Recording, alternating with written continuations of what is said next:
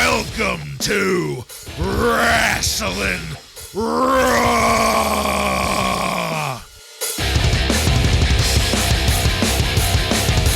All right, you're listening to Wrasslin Raw, the podcast that takes you back to when Raw became war and attitude ruled. Thank you for joining us. You're here with Ryan Arico. I don't react, Jason Bartlett. I react reaction. Joe Giammatteo. Look at her. Look at her muscularity. My God. Bionic woman. I'm the one and only Jason Bartlett, and we're going to examine WWE history, one episode of Monday Night Raw at a time. But first, you may or may not notice the times they are a-changing. We're officially getting into the Attitude Era here, or what we've deemed the official crossover to be. We'll mention the subtle changes during the episode as we're talking about it, but on our podcast here, I just wanted all of you out there to know that we're going to be changing up our artwork, or we have changed up our artwork, and I wanted to just give credit to the artist. We went on Reddit and posted a, we're hiring ad on there and vetted a couple people. And we came across a dude down in Mexico by the name of Diego, who was a wrestling fan and was great to talk to, great to work with, and ultimately we hired him to produce some artwork for us. You can check that out on our website, all of our little profile pictures, and any place where the Wrasslin Raw logo pops up, that's all going to be getting updated. And we just wanted everybody out there to know Diego's contact info here on Reddit. It's DIEGOIIO, and on Instagram, INIGOIIO. So check out our Instagram for more details on Diego's work and how to get a hold of him. He's always taking commissions. He's always up for a conversation on how he can help people out. So please, by all means, look him up. Yeah, I was really happy with it. I thought Diego did a great job and excited for our new graphics. I will say this to our buddy Diego. Thank you, my man. Well said, Joe. Nobody could have said it better than that. Maybe Sid. Maybe. Yeah. Maybe.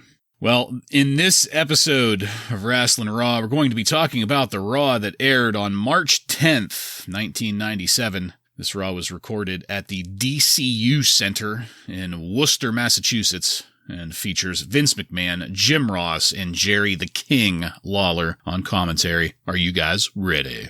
I'm ready. Ready. All right, then. Let's get into it. Things kick off here with the air raid siren and some heavy fucking metal. Stone Cold Steve Austin walking through some fireballs, a bunch of guys fighting in the ring, which is oddly placed in a hollowed-out, empty, dilapidated warehouse. And goddamn, once again, they have figured out the format to appeal to teenage me specifically. It's got attitude.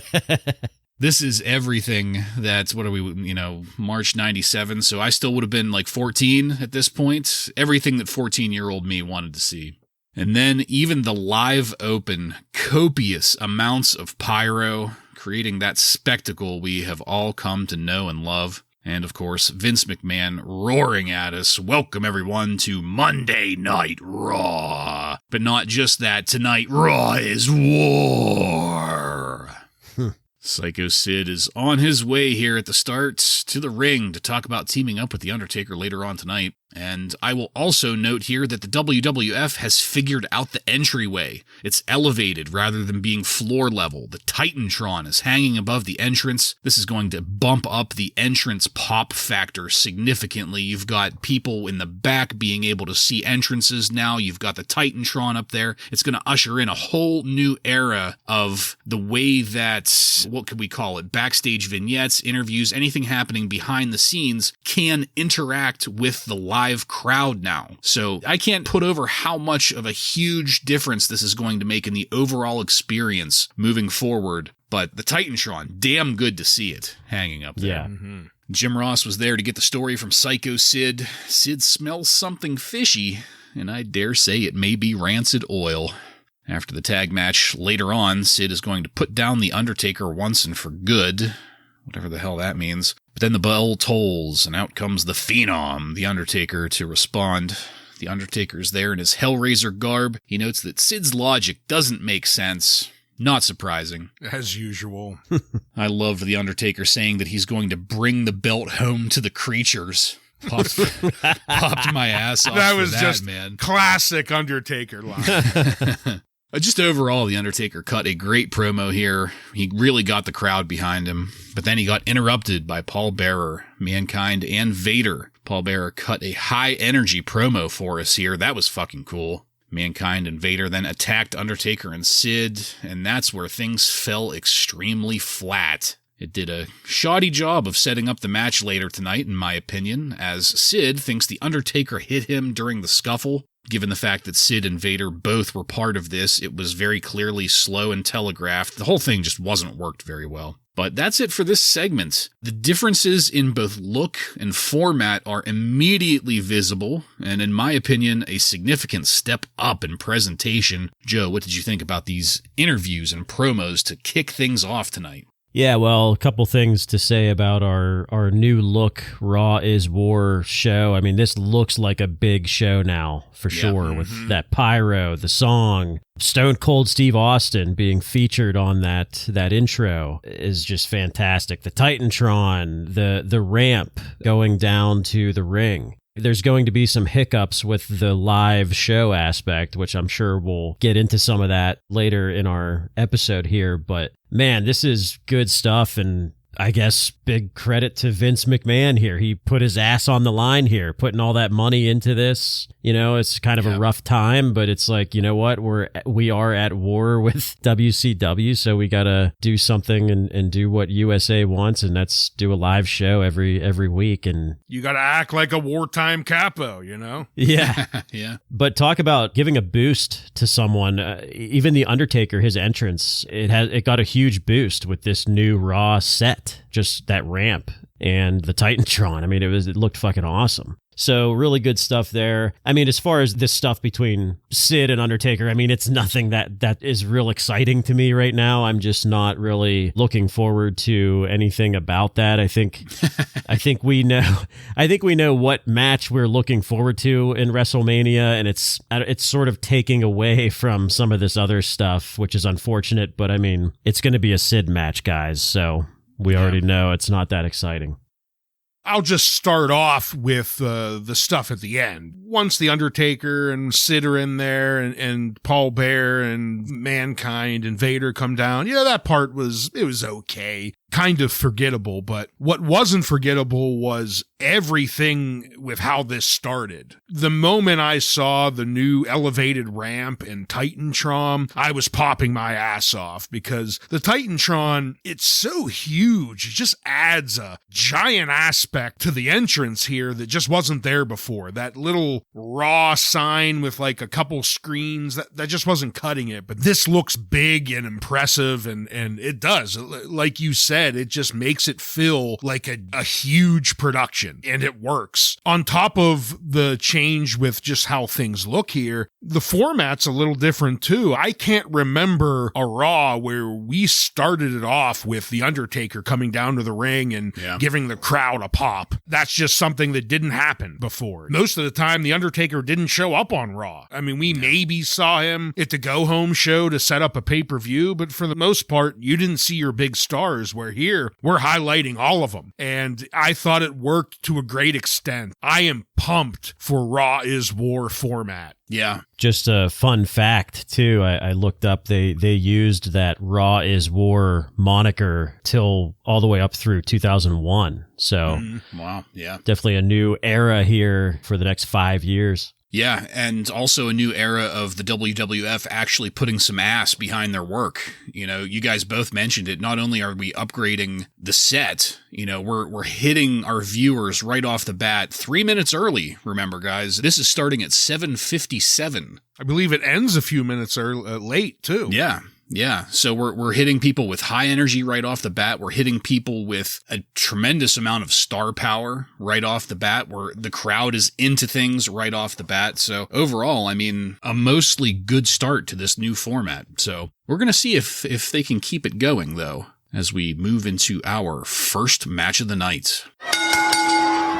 Rocky Maivia defeats Tony Roy by pinfall in 1 minute and 38 seconds. to retain the WWF Intercontinental Championship.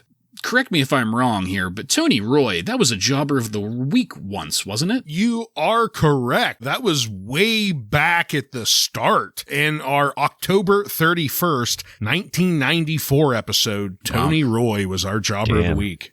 Real flashback there. Well, Tony was already in the ring, waiting in true Jobber fashion. Vince tells us here that there's going to be a 6-man tag team match later. Not looking forward to that at all. And the start of this gets interrupted by the Iron Sheik, Bob Backlund, and the Sultan. And it sounded like they were trying to challenge for the IC title, but I really couldn't hear or understand much of what Backlund was saying. Neither could Tony Roy, apparently, because he jump-started this match by attacking Rocky from behind. Backlund was still roaring into the microphone at the top of the stage while Rocky was beating Tony Roy into the mat, and I fucking hated it. Rocky landed a fantastic-looking crossbody splash to get the pin on Tony Roy. That drew the Sultan in, attacking Rocky. The Sheik tries to come in. Backlund tries to come in. Rocky clears them all. And as Rocky is exiting up the entryway, he notices Tony fucking Atlas there in the crowd. He pulls Tony out of the crowd, hugs Tony, and exits with Tony. In case I didn't communicate it clearly enough, there was a shit ton of stuff all going on at the exact same time to the detriment of all of it. And that's it. I mean, Joe, what did you think of this clusterfuck and the aftermath of it? Well, Ryan, I know the presidential race is over, but can we just give this a negative? That's a negative, yeah. That's a negative. This was absolutely horrible, all of this. I'm glad that you mentioned the name of Rocky's opponent because I just have Rocky Maivia versus a complete jobber. I really didn't even know this guy's name. I wasn't even paying attention because of fucking Bob Backlund just screaming the entire time. If he didn't get Jobber of the Week back on October 31st, 94, he definitely would have got it here. He earned it here. But with Bob Backlund yelling a promo the entire match, it was just so bizarre. And they kept calling him Rocky Johnson. Johnson. And then I feel like I think they corrected themselves later because he kept saying Rocky Johnson, then changed it to Maivia later. So, man, what a mess. This is one of the hiccups of a live show, I think, that really just stinks like shit. Yeah, I mean, they kind of showed their hand when Bob Backlund came out and started cutting a promo. And then he didn't stop. He just continued through the entire match. I mean, I don't think there's been a bigger sign of someone that they're a jobber than having Bob Backlund cut a promo during your entire match. Like, that's worse than a telephone call-in. It is worse than a telephone call-in, worse than a split screen. Because that's all we heard was Bob Backlund screaming his nonsense and Tony Roy getting the ultimate jobber treatment. He lost in classic jobber fashion. Nothing much to talk about this match because it was worthless. Yeah. Well, we'll keep things moving then. Tony Atlas, though, he's looking pretty enormous still here. Oh, yeah. So that was, he's a big guy. After this was the WWF Slam of the Week, presented by Cool Borders on PlayStation. Brother, those games were awesome. Mm-hmm. So that's what I was going to ask you. Well, by the way, the Slam of the Week was Ahmed Johnson giving Leaf Cassidy the Pearl River Plunge on this past week's Shotgun Saturday Night. But this was a super short segment, so the only real question I had was if either of you remembered Cool Borders, because I don't at all. Oh yeah. Yeah, absolutely. Yeah. There were 3 of them. They were basically Tony Hawk games, but snowboarding. Yeah, but snowboarding. Oh, okay. Mm-hmm. There was also around the same time a SXSX. Tricky. Tricky, yeah. Tricky. That's yeah. Yeah. That one. That was out around the same time too, but that was a little bit more cartoony and not as realistic. Okay, so yeah, Tricky is what I remember. I don't remember this thing at all. Yeah, this one, like Joe stated, was closer to Tony Hawk. Yeah, great soundtracks, everything. Yeah, it was good stuff. All right, well, something that is going to be equally forgettable, in my opinion, is our next match. Heavy Metal, Pentagon, and Pierrot defeat Hector Garza, the Latin Lover, and Octagon by pinfall in a 6-man tag team match in 8 minutes and 45 seconds. My first note, I would have preferred to see Rocky beat up a jobber for 8 minutes and 45 seconds. Oh. With Bob Backlund screaming over it? No, he didn't say that. I didn't say that. Match hadn't even started yet, and the amount of people in the ring was just really discouraging. Later on tonight, Jerry Lawler and Paul Heyman will meet to debate. Vince compares it to Lincoln Douglas, JR to Nixon Kennedy. By God. Jeez. The Latin Lover didn't look too bad in the ring against Pierrot. Octagon and Pentagon, though, looked terrible, and not just because they were dressed almost exactly the same. During a sloppy-looking exchange between, I think, the Latin Lover and Heavy Metal, not positive on that, the camera panned over to the crowd where the still unnamed Chyna was spotted by security, prompting Vince to say repeatedly, "Get that woman out of here! Get that woman out of here!" Bionic. We killed some time with that on split screen, and my eyes were automatically drawn to Chyna rather than anything going on in the ring. And going into the commercial break, I didn't care at all about what was going on in the ring, and even less so coming back from it. The crowd must have felt the same way. They were being generous earlier in this match, but at this point, everyone was sitting on their hands. We got word from Vince that bionic woman had been arrested, and then went to split screen with Brian Pillman.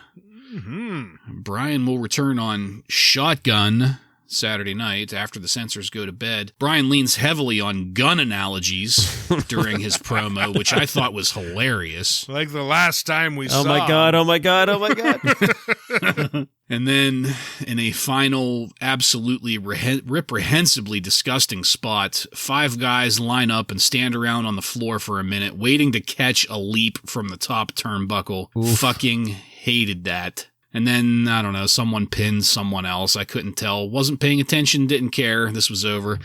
Ryan, I don't think we were really meant to watch or enjoy this match. What did you think about it? Yeah, I couldn't agree more, because here are a bunch of people that, I mean, I guess we saw once a few months ago or a couple months ago, but outside of that, there's no talk or buildup about these guys. Why do we care about them? You just throw them in these 3-way matches every once in a while, and of course no one gives a shit. Pentagon and Octagon? What the fuck type of names are those? It's like Ken and Ryu from Street exactly. Fighter. That's what I said. They look like they are straight out of either Mortal Kombat or Street Fighters.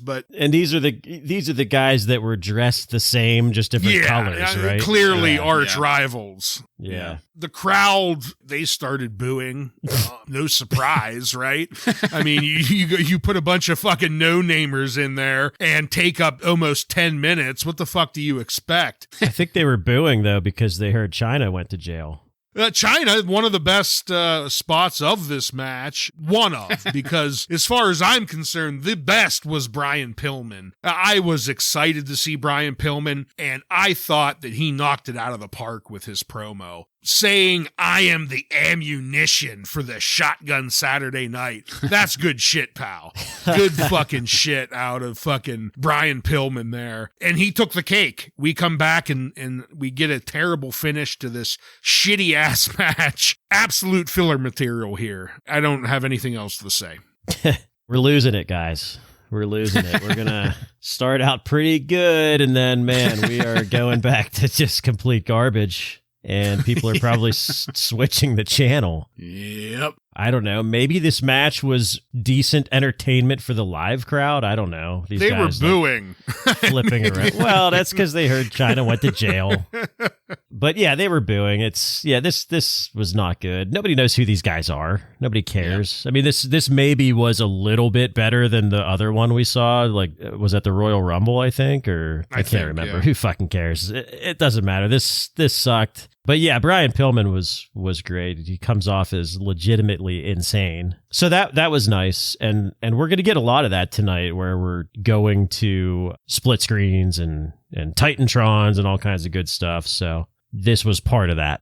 Yeah, I don't have too much to add here. It's just kind of a waste of time. I don't like this style at all. I don't like really anything about this. But hey, did you guys know that WrestleMania is 2 weeks away? You don't say. Yeah, it's the damnedest thing how it just creeps up on you like that. I hope Rocky Maivia is going up against the Sultan. Oh, yes. Most important. The Undertaker will be taking on Psycho Sid for the title there. Ahmed Johnson is going to take on the Nation of Domination in a Chicago street fight. Bret the Hitman Hart will take on Stone Cold Steve Austin in a submission match. Once again, this was a very short break between matches, but I just wanted to ask you both briefly. We'll go with Ryan first on this one. What do you think about the fact that we are 2 weeks out and just now starting to get some details on the match card for fucking WrestleMania? I mean, it does seem like one of the weakest build-up for WrestleMania in recent memory. You know, they're usually pretty high on talking about what celebrities are going to be there, and they're just really pushing it. And this year, I don't know if it's because Vince is just so distraught over the situation with Shawn Michaels that he just doesn't have any energy to put in for WrestleMania. But yeah, it doesn't seem like it's the event that it typically is. Yeah, there's really not much build-up. The build-up for WrestleMania starts with Royal Rumble, and I mean, to me, they just really fumbled that with that whole stupid, illegitimate win, I guess, for Stone Cold Steve Austin. So it was kind of a mess even before Shawn lost his smile. So yeah, it's just kind of a weak build-up, and interesting timing that we're getting this new Raw look now and not after WrestleMania. So that timing is a little odd too, but I don't have any explanation behind that. Yeah.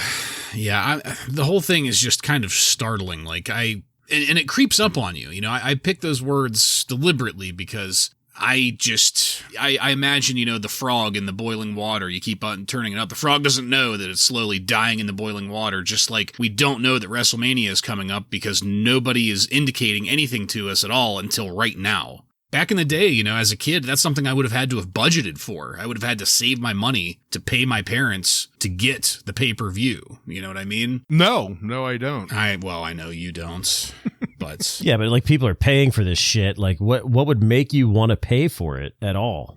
Yeah. And I think maybe by the end of this year or 98, Bartlett, you probably wouldn't have to worry about it either. You were starting to come over to watch them. Yeah. I'm just saying, rhetorically speaking, I guess. Yeah. There are plenty of people out there that don't have cheater boxes falling out the back of trucks every day, Hey, what are you going to do?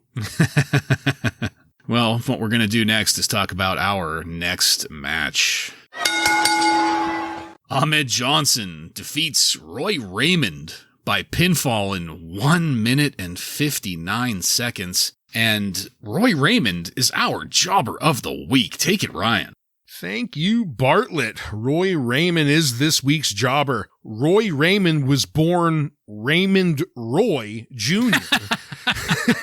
Oh, God. in January of 1962 in Quebec, Canada. He has gone by the ring names The Stormtrooper and Roy Raymond, and was trained by Killer Kowalski, making his debut on June 7th, 1992 for Smoky Mountain Wrestling, being defeated by Brian Lee in 1 minute and 33 seconds. I was looking back at our jobber list because I keep a list to make sure, I don't redo anyone. And I thought for sure Roy Beetlejuice Pants Raymond was a former jobber of the week. But there isn't much information on the normal wrestling profile sites. They pretty much only have his matches listed and no other information. Because of that, he was one of those early jobbers that I skipped for a lack of information to really talk about. However, re-looking again now after realizing he was not a jobber of the week before, and the timing really couldn't have been any better, I found an interview that was uploaded to a site called issuu.com, ISSUU.com,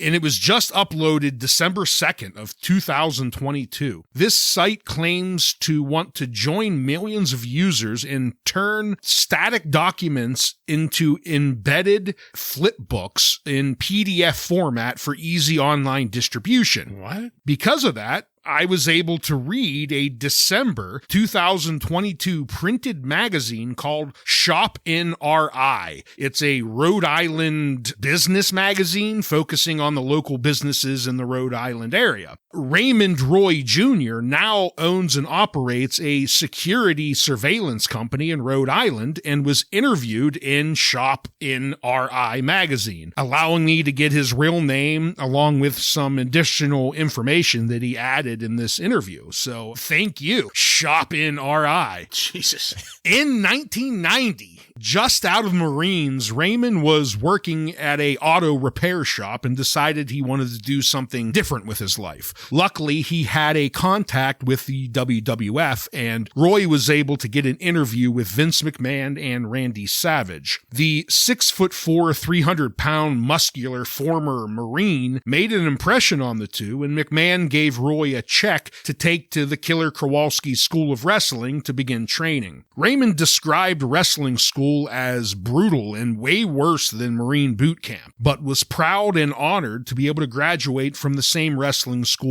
as stars like Triple H, Chyna, and King Kong Bundy. After training and spending 92 and 93 developing his skills at Smoky Mountain Wrestling and Iron City Wrestling Academy out of Pittsburgh, Roy joined the WWF on September 28, 1993, losing to Bastion Booger in just under 2 minutes. Jeez.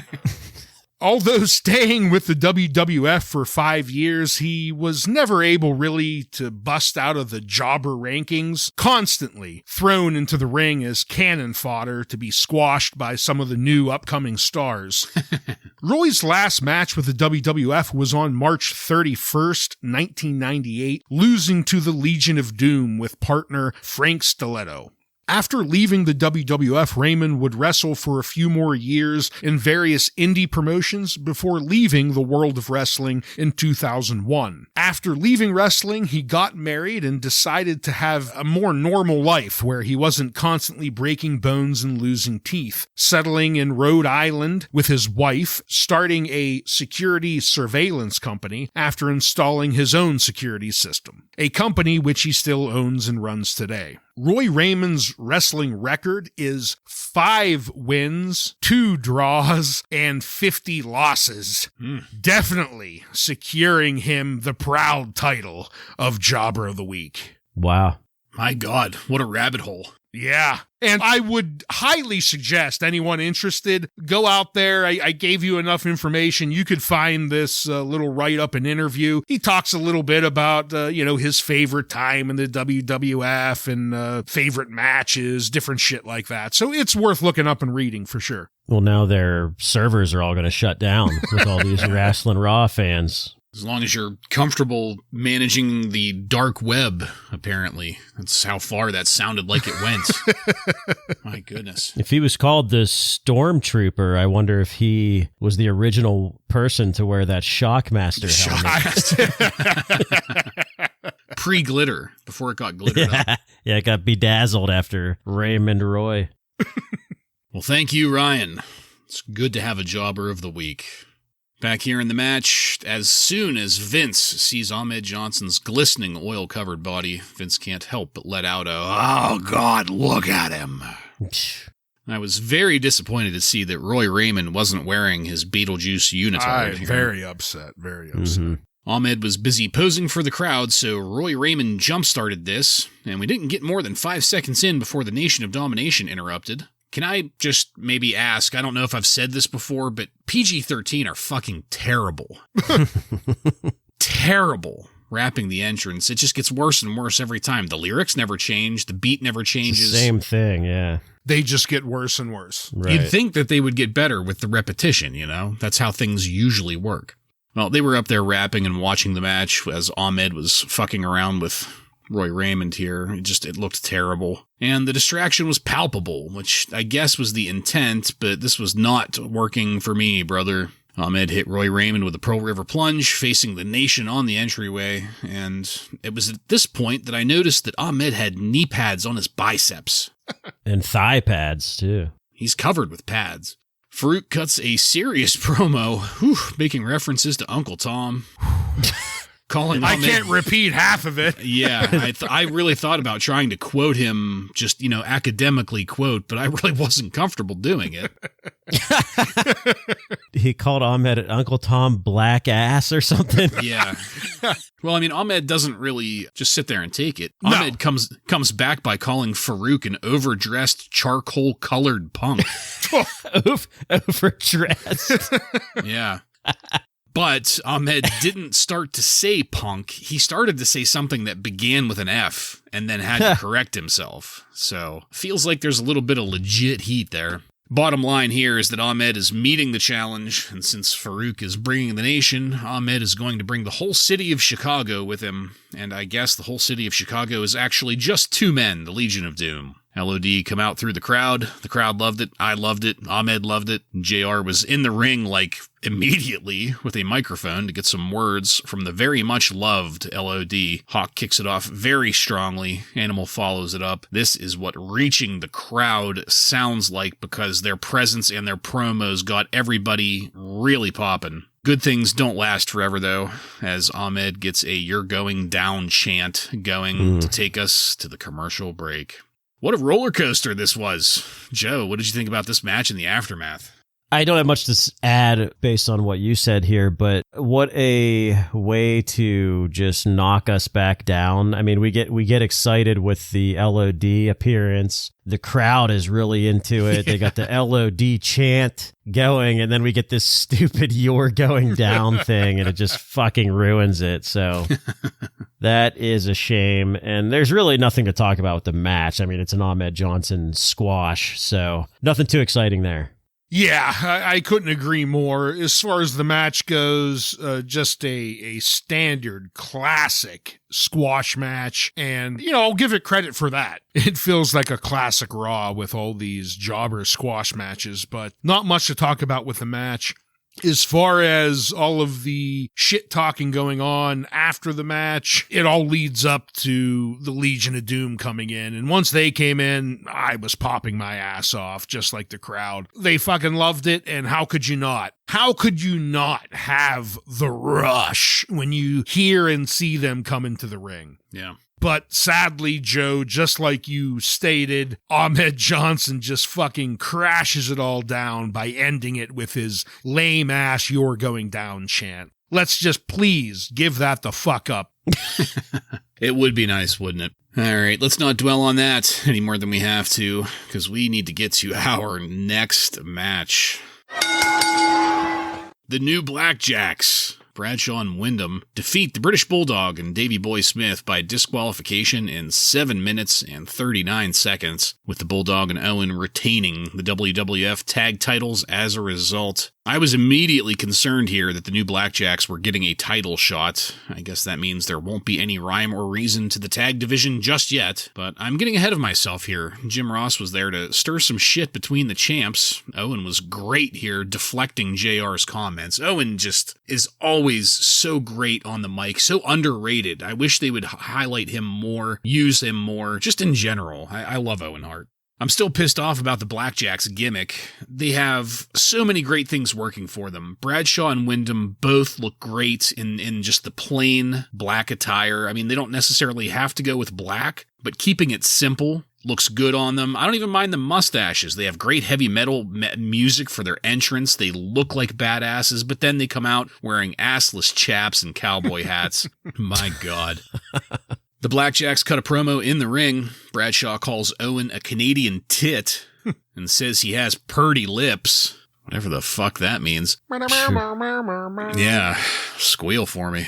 Things were full of miscommunication after they attacked each other. Wyndham wouldn't let Bulldog put him out of the ring. Owen wouldn't let Bradshaw post him at the outside. The Blackjacks did eventually get all of that entrance gear off. And once the match got going, we went to split screen. Vader cut a promo there. It was barely intelligible.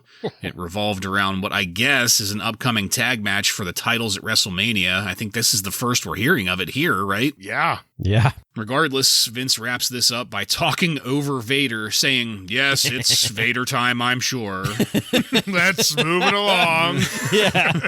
We're live, pal. Call 1-900-SHAMELESS to get updates on recruiting and the most recent Sable sighting.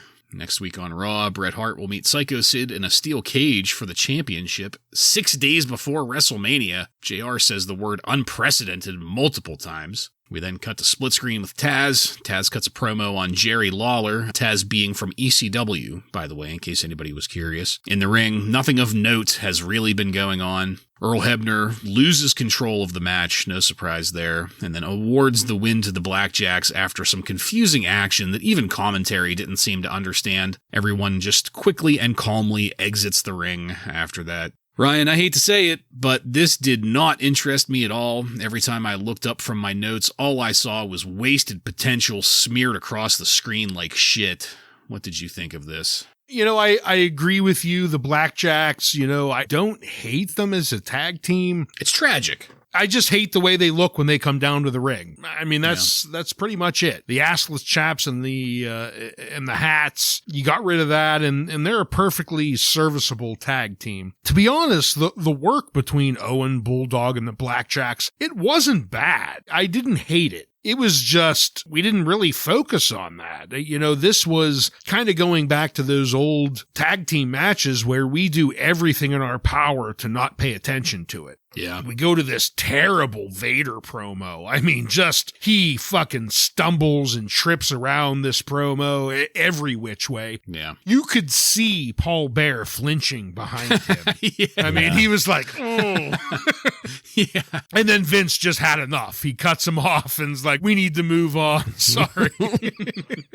And then, we get back to the ring for a moment, only a moment. Then we go to Taz threatening the King on split screen, which again, not bad, not a bad little segment, just way too much interruptions here. Owen gets the Blackjacks into a sharpshooter, and then we have this shitty ending where even JR's confused and says the ref has lost control. That made me look at the ref, and sure enough, it was Earl Hebner. He disqualifies Davey Boy over all of this. The ending made no fucking sense. So yeah, we're kind of continuing this trend of maybe as things start out, not so bad, but by the time we get to the end, it's a shit show. Yeah, pretty messy. Yeah. At the end there.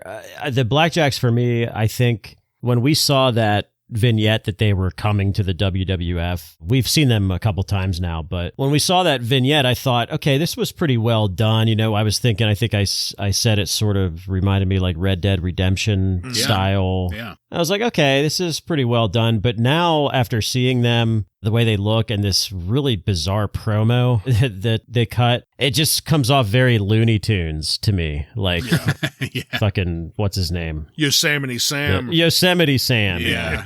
So it's pretty ridiculous. The Vader promo just reminds us why he always had a mouthpiece manager with him at all times through his whole career. And Taz, not sure if you guys could tell, but he is from Brooklyn, New York. Really? Quite a thick accent there.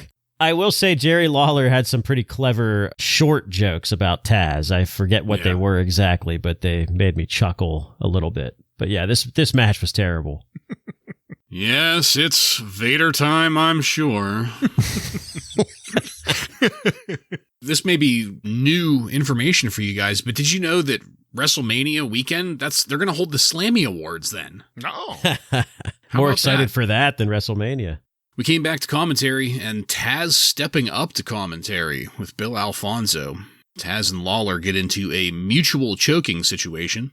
But then out of nowhere, Sabu is in the ring setting up a folding chair to do a dive that ends up with Sabu through a table, and that's about all the damage that happens. The Eliminators and Chris Candido come out to restrain Taz. The camera does a great job of avoiding Candido.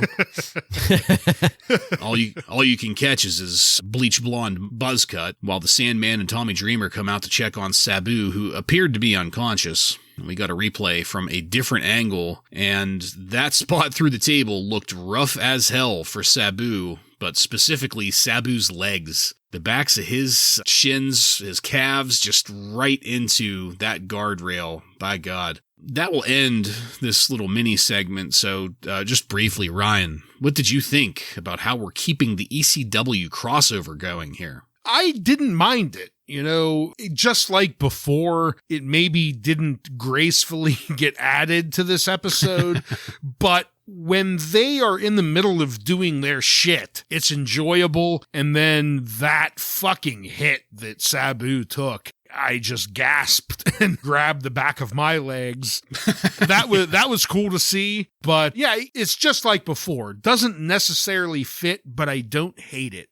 Yeah, so far I'm really enjoying this Jerry Lawler hatred for ECW thing. I think that Jerry Lawler's doing a really good job with it, which he wasn't always doing the past few years with some of the stuff they were giving him. But this was part of that. I don't think it came off as well as the guys had hoped it would. I think it was a little messy, but it got the job done.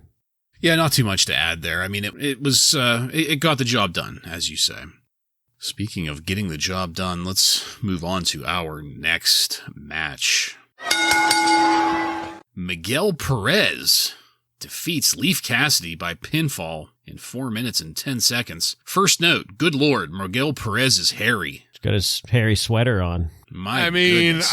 I am hairy, but good lord. I saw that and thought to myself I needed to clean out my shower. My God, this guy's smuggling a bearskin rug underneath that. Here's our opportunity for Manscaper. Yeah, we could absolutely transition into some paid promotion here. Just let you know, Manscape. Honestly, things weren't too terrible in this match. I was just kind of sitting back watching it until we got to the split screen with Paul Heyman cutting a promo on Jerry Lawler. That was pretty decent. After that, the action started to die down. Kind of felt like Leif and Miguel ran out of things that they could think of to do to each other. Perez ended up hitting a nice-looking, unique-looking roll-up to get the victory, and that's it. I mean, I'll just round this out by saying, goddamn, Miguel Perez is fucking hairy. Joe, what did you have on this match? I know this sounds extremely disrespectful, but I'm about as excited for Miguel Perez as I am to see Wild Man Mark Marrow, I guess. I don't know. Wow. Strong words. That is. Just isn't very exciting. And this looked like it was a Mark Marrow match, a Wild Man match, that it was like almost choreographed. A little sloppy, too. I thought it sucked. Yeah, I mean, I'm going to disagree with you, Joe, a little bit. I didn't think it sucked. I mean, it was nothing great, but I thought that Leif Cassidy and Miguel did okay together for a little bit. I do agree, as the match went on, it did start to be kind of like a Mark Marrow match where once Miguel got all of his shit in, then it was time to go home. But this is only the first time we saw him, so I'm going to give him the benefit of the doubt that he does have some more moves in his repertoire, but he may not. We may find out in a couple weeks that he is Mark Marrow incarnate, but I didn't think this was all that bad. I've always enjoyed Leif Cassidy, at least the last few months. I thought he has developed into a pretty decent wrestler, and I didn't hate what Miguel was offering here. So I disagree in that I didn't think it was all that terrible. Yeah, I'm gonna be mostly with you on that. I thought the beginning of this was good. It just it fizzled out. Yeah, it really did. Yeah. It hit a plateau and then started to fizzle out to the point of being not good anymore. I'd agree with that. All right, well, let's keep it going here. We got to go to Sid backstage. Sid's going to cut a promo on all of the upcoming action. And then I totally forgot that they replay the entrance segment again at the top of the 9 o'clock hour, which is where this was in the episode. I think that we're going to get into it at some point where, am I remembering correctly that like the first hour is sort of mild and then the second hour they started getting a little more like language and stuff like that, right? Mm-hmm. Yeah. Well, JR is there in the ring with Ken Shamrock to get some words from Ken. This is the official notice that Ken Shamrock will be the special guest referee in the Bret Hart-Steve Austin submission match. Shamrock is appropriately pleased, but that doesn't last long as Austin interrupts over the Titantron to cut a promo on Bret Hart, the match, Ken Shamrock, anything that he possibly can. Shamrock says Austin is more than welcome to come to the ring, which instead draws Bret Hart out. The crowd pops hard for him. Bret cuts a decent enough promo with emphasis on getting screwed. Ken Shamrock was looking appropriately contained and pleased in the background while he was taking all of this in. Things were winding down here until Stone Cold poked his head out from up the entryway, but then it just fizzled from there as we went to the Honky Tonk Man. coming out to say that he won't be singing for us. And that's it. We'll pause it there. This was a very lengthy segment. Despite my description, I left out a lot for the sake of time constraints. Joe, what did you think about the newest installment of the Bret Hart-Steve Austin feud, as well as the news that Ken Shamrock is going to be our special guest referee 3 weeks from now, 2 weeks from now at WrestleMania? Yeah, I mean, I guess this is our celebrity that we're going to get at WrestleMania. It's Ken Shamrock. And despite having the pedal down on the gas completely, and you guys know what I'm talking about, he kind of comes off as a normal guy to me. Yeah. We know that he's not, but he comes off as such, which is good. And Steve Austin, even though he flubbed some words during his promo, he came off pretty strong and believable to me. And Steve Austin has always done very well with celebrities. Good work to make it look believable. You know, he's doing it with Ken Shamrock here. We'll see it with Mike Tyson later and some others. So, yeah, pretty good job by Austin here to make it look very believable. It's great to learn that Shamrock is going to be our special guest referee. You know, Ken needs to work on his mic skills a little bit, but excited to see him. Speaking of mic skills, though, Stone Cold shows up on the Titantron, and here it is in the very first debut of the Titantron. We get what is really gonna highlight the Titantron interruptions. The Titantron interruption. Yeah. We got it for the first time, and it's good that it's Stone Cold. He does a great job of just ripping into Shamrock, making fun of his stupid face. I liked that. And then Bret Hart being the pissed off Bret Hart, and I've stated for years now that is my favorite, so I am pumped for pissed off Bret Hart. And yeah, this was a very lengthy segment, and we haven't talked about it a ton, but I thought it did its job here. It was entertaining, it kept my attention, and it took up a good chunk of time for them. So I think it did what they wanted it to do. Yeah, completely agreed. And as you said, Ryan, I mean, this is the perfect way to highlight just how important that Titantron is going to be moving forward, because not only do we have a way for somebody to interrupt, but in the bigger scheme of things, this is going to be an excellent vehicle for helping to keep stories moving. We don't have time constraints or geography constraints anymore, because anybody can say anything to anyone, anytime, regardless of where they're at. And it's going to streamline the storytelling process so much moving forward, to the point where it's going to be almost impossible to tell a story without it. So I'm really looking forward to getting into how much more they're going to be using that. Let's take it now to our next match. Billy Gunn defeats Aldo Montoya by pinfall in 2 minutes and 49 seconds. Billy Gunn's neck is miraculously healed, and Aldo Montoya is miraculously still employed. Billy has a darker color scheme on his Kmart cowboy gear.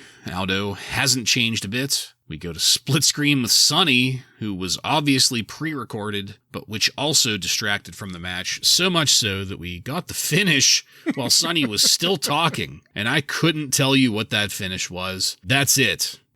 Ryan, let's hear your thoughts on yet another less than 3 minute match tonight. I mean, you know, it's been a long time since we've seen broken neck Billy Gunn, and I didn't think that was something you could come back from that quickly. You know, he was all akimbo and not, but yeah, Vince McMahon tries to cover it up, saying, good thing it was only a stinger. I've had stingers before, and I've never thought for over a week that I was paralyzed and possibly had a broken neck after having one, so I'm not sure a stinger quite explains it, but Billy looks to be in great shape. Talk about fucking putting the foot down on the gas. Dude looks fucking enormous here, and he just abuses little Montoya in the ring here. Kind of like we've seen for a while out of him, and that's it. It's all wrapped up and over. Billy humiliates Montoya, and we're done with the easy victory. Yeah, I suppose Billy is not paralyzed. No. And he had that stinger, like you said, and he is sporting a new Dutch boy haircut. So he's looking great. Just mildly ironic that it was a Sonny promo over a Billy Gunn match. Yes, that's right. Yeah. All right, nothing more to talk about there, so let's keep it going to backstage with Paul Bearer and Mankind. Mankind realizes that he doesn't need an urn or mommy. He then punches himself in the head. He cuts his own eyebrow open, tearing out his hair. And that is before Mankind gets cut off to go to commercial. Yet another superstar getting cut off here. Vader deserved it. Mankind, not so much. This was another super short segment. So Ryan, briefly, what did you have on Mankind's promo here? I enjoyed the promo, especially him causing himself to bleed. That really put the promo over as far as I'm concerned, but not real sure why they cut him off. Yeah, really leaning into that word deranged. That's what Mankind is doing week after week, and it's really good. Speaking of things that are really good, let's go to our next match. Goldust with Marlena defeats Tim McNeely by pinfall in 1 minute and 39 seconds. And Ryan, I'm having deja vu. Tim McNeely, he was a jobber of the week once, wasn't he? You're damn right he was. Even earlier than our last, October 17th, 1994, was Timmy McNeely. And if you remember, he is the one that Owen and the Anvil humiliated years ago. The glasses. Snapping the glasses. Snapping the glasses. Yep. That's also where he got the moniker of Little Timmy McNeely. Yep. If I remember correctly. That is correct. Well, here in this match, little Timmy McNeely got the jobber treatment hard. And the trend of the night continues as someone comes out to distract the superstar. In this case, this was Hunter Hearst Helmsley and Chyna doing the distracting, while the jobber jump starts the match to the superstar's turned back. That's 3 times that it happened in this episode. By a formula, almost. Little Timmy McNeely did a pretty fair job in the minute 39 he had before getting the curtain call to end the match. After the pinfall, Chyna starts slow walking the entryway. This was a distraction for Hunter while Hunter snuck up behind Goldust. Hunter and Chyna double-teamed Goldust, kicking him while he's down on the mat until Marlena jumped on Chyna's back. That got a huge pop from both me and the crowd. It took 6 officials to pull Marlena off of Chyna. That didn't end things, though. Marlena managed to get a great fucking slap in on Chyna. Just cracked her right across that jaw in the middle of the ring. Very loudly, by the way. A very robust jaw. It was. And is. That woman. That Amazon.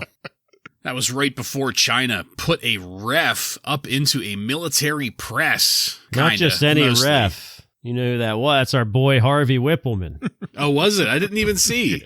Yeah, it was Harvey. And threw him at the others. My God. And that's where this ended. I know I'm showing my hand here, but both the match and the aftermath were the best fucking things that I had seen all night so far. Joe, what did you think of this?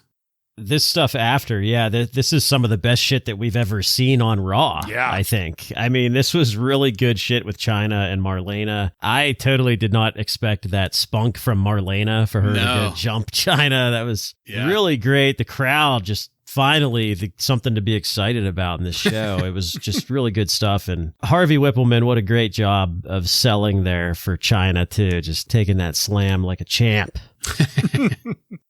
Yeah, we got another classic jobber match out of poor little Timmy McNeely. He got just annihilated here, but it didn't matter. This was all a setup for that Amazonian to come down to the ring, and the shit with Marlena, and then Chyna just manhandling these officials.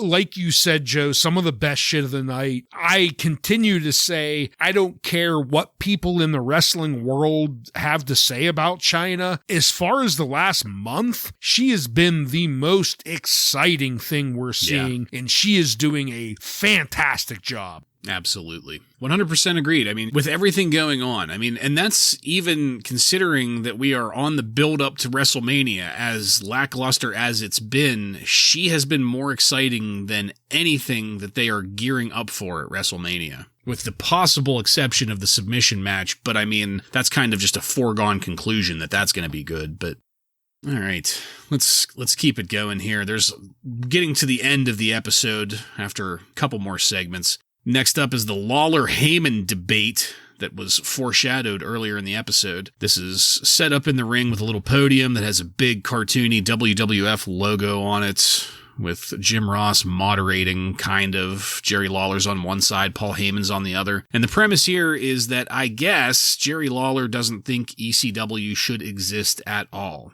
Both parties do a great job here. Everything Lawler says is pretty accurate in the way that he talks about ECW, and everything that Heyman says is pretty damn accurate in the way that he responds. This all felt very, very real, as well as very improvised and off the cuff. That improvisation went right through to the awkward end of the segment, but once again, this fizzled out with no real action except Tommy Dreamer breaking the podium. I'm not sure what that was about. Joe, I have to be honest, as real as this was, I'm not sure it kept my interest on this whole cross-promotional thing. What did you think about this? Yeah, I agree with you. I think they were both good on the mic here, but I think it was a miss for me because just the debate concept in general was not really great. And not only that, but this crowd is really showing a big difference between a Worcester crowd and a New York, what the hell's the place called? Manhattan Center crowd. A total difference here. They're just really not into it either. So yeah, it was a miss for me. To me, it wasn't a complete miss. The whole debate thing is ridiculous and stupid, but I do think that Paul Heyman and the King did a pretty good job debating each other, though. You know, the King bringing up the fact that the ECW only gets 11,000 fans at their Philadelphia show. Paul Heyman comes back with, yeah, but we've earned the respect of all 1,100 of those fans. You know, the back and forth was really good. And then they started getting personal with each other. Heyman asks Lawler, do you want to shoot with me? Yeah. And then Heyman brings up that even your own kids don't want to use your last name. I mean, damn. That's some low blow shit right there. Yeah. But I do agree that it fizzled out at the end. After having them fire at each other in pretty fantastic fashion, we spend the last few minutes of the ECW people just kind of surrounding Lawler but not doing anything, and him making fun of them and them continuing to not do anything. So it did fizzle out, but at the beginning, it's kind of a trend. It started out pretty strong, but by the end, they started to lose my interest. Yeah. At one point, Lawler had said to Heyman, your parents are paying for you to produce this out of their basement. Yeah. By God. Somebody's going to get punched in the face. All right, guys, let's move now into our final match of the night. Mankind and Vader defeat Psycho Sid and The Undertaker by pinfall in 9 minutes and 15 seconds. Things start out with no Undertaker. This was just Mankind and Vader double-teaming Sid. The Undertaker does show up, though, meeting up with Vader in the ring there to start their action. Vader actually got up for a chokeslam. Yeah. At least as up as Vader can get. That was not too bad. After that, things settled down into a more official look with just Vader and Sid in the ring, and that was not looking quite as good. After a commercial break for the Karate Fighters Rewind, that being Marlena attacking China, we came back to Vader and Sid in the ring and the news that USA Network has granted us some extra time on the air before La Femme Nikita starts. Things get convoluted, though, as Sid attacks The Undertaker out of nowhere before going sailing over the top rope to hit Vader and Mankind. That's The Undertaker going sailing, that is. The suicide dive from The Undertaker looked amazing and was quite surprising. Sid powerbombs The Undertaker after that and then walks out, giving Vader the opportunity to pin The Undertaker, and that's it. That's the end of the match. The Undertaker manages to get up, though, continuing an attack on Vader before heading up the entryway to find Sid. And out of nowhere, we get Bret Hart backstage to cut a promo putting over the upcoming steel cage match that he has with Sid next week on Raw. Bret says that we'll find out who the king of the cage is, and it won't be a giraffe, as we fade to black. Ryan, I hate to say it, but this felt cobbled together and like it was an excuse to have star power in the ring to keep viewers as opposed to actually giving us a good match. What did you think about it and the way that Raw ended tonight?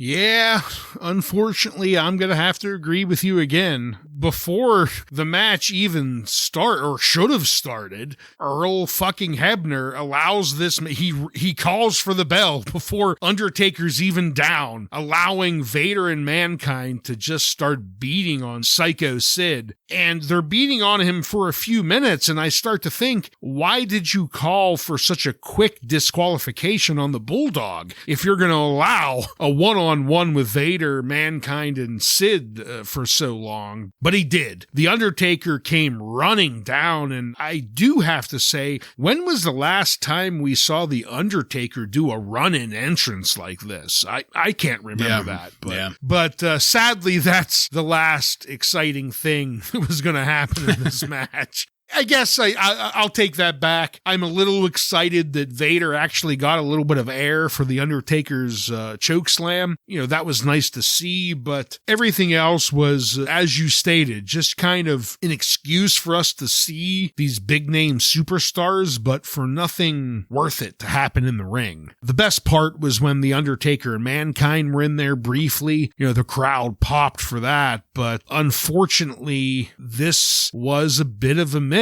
for a final match on this new Raw is War format. Yeah, I was disappointed as well. Yeah, this whole thing was it just came off as a live show blunder to me. Yeah. It was, unfortunately, I think we're going to see a lot of that in 1997. I think they're still figuring things out with the live show format. And we've got Vince yelling about USA Network allowing us to stay on the air, and we'll still show La Femme Nikita in its entirety. You know, he has to announce all that while there's this match going on, and it just seemed like chaos. I heard someone yelling 4 minutes left that you could clearly hear, which was probably Earl Hebner, I'm guessing. So terrible. God, he's so terrible.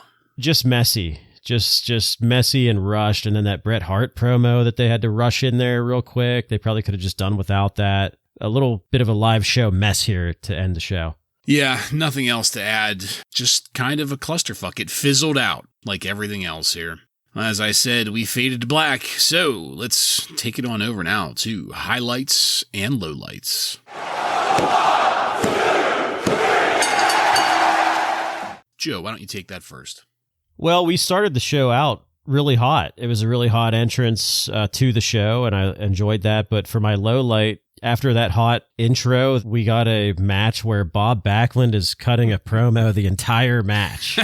So that was my low light. And my highlight was all of the stuff with Marlena and China. I thought that was just perfectly done. My highlight is going to be the new Raw is War format. This is what I remember from my youth. They did a good job of freshening things up. The Titantron, that is an enormous thing they added here for Raw. I also loved the classic use of jobbers here. We had some classic jobbers going all the way back to the beginning. It kind of makes me feel like that was the point. They were trying to go back to the beginning of Raw, bringing in some of these early jobbers, and I really enjoyed that. The low light, though, is going to be almost the same thing about the new format in their growing pains of the new format, because there were some greats, but there were some definite low lights and misses because of them trying to conform to this new format. So to me, that was the low light, was the growing pains. So for my highlights, I'm going with what I was calling the Goldust / China segment, because I really liked the squash match. I thought Goldust did well. I thought Little Timmy McNeely did well, and good call on that, Ryan, with highlighting some of the jobbers in your highlight, because I think that's a great point. You know, it was good to see these jobbers in there making other people look good. And then that pull apart with Hunter and China after it, that was fucking awesome. That was the best part of this entire episode. That was hands down my highlight. My lowlight was the amount of non-wrestling we got, and I think this is more closely tied to the fact that they're going through those growing pains that you mentioned, as opposed to the actual content, because it's not that the content was bad, it's just that it felt like we got a whole lot of talk with almost no action. And that feeling was strong enough. I went and crunched some of the numbers here. We had 8 matches total in this episode. They totaled 37 minutes of action, actual bell-to-bell action, averaging out for for about 4.5 minutes per match, which left us with a full hour of talk in this episode. And I think as time goes on and they get through those growing pains, that hour of talk, it's not going anywhere. It's going to stick around. It's just going to feel less like it's taking up so much space between matches. They're just going to polish it. Yes, exactly. Exactly. They need to work through that. But right now, to me, that was just a glaring lowlight because it kind of felt like a drag sometimes in between these very short matches. All right, Joseph, do you have any contemporary wrestling news from on and around March 10th, 1997 for us? Yes, Dave Meltzer is reporting, you guys will never believe this, but the latest expectation is that Shawn Michaels will be back in May. What? So, holy shit, yeah. That's a miracle. Mm-hmm. Yep. Man, Dr. Andrews, he's a miracle worker. He's amazing. Miracle worker. Yeah. Yes. Yep. Must be going to the greatest physical therapy facility in the United States. Also, the hope for Brian Pillman to be back in the ring is in 6 weeks, so we'll keep an eye on that too. The big news, though, this week is Dave Meltzer is reporting that the WWF made an offer to Dennis Rodman to appear with Goldust at WrestleMania, and it's also believed that he would appear at SummerSlam as well. However, Dennis Rodman decided to go to WCW instead. So WCW stole Dennis Rodman from the WWF. So they have to be extremely upset about that. And that is all. Okay. That's it, folks. We are done with this one. I want to thank you again for joining us. If you like what we're doing here and want to connect with us, you can email us at WRASSLINRAW. Just add @gmail.com to the end of that to submit questions or comments. Check us out on social media and on every podcast subscription platform. While you're there, don't forget to follow and subscribe to get every episode of Wrasslin Raw coming to you every week. Give us a 5-star review and tell all of your friends to tune in to the most charismatic Monday Night Raw review podcast on the airwaves. Next week on Wrasslin Raw, we're going to take a look at the Raw that aired on March 17th, 1997, with matches featuring Aaron Ferguson, Mini Vader, and many more. So, for Joe and Ryan, I'm Jason, and this has been Wrasslin Raw.